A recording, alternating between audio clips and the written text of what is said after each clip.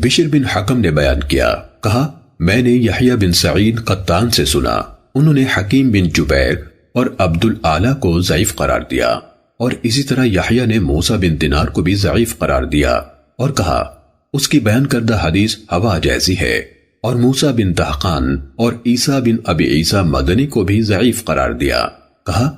اور میں نے حسن بن عیسیٰ سے سنا، کہہ رہے تھے مجھ سے ابن مبارک نے فرمایا تم جب جریر کے پاس پہنچو تو 3 راویوں کی احادیث کے سوا اس کا سارا علم لکھ لینا،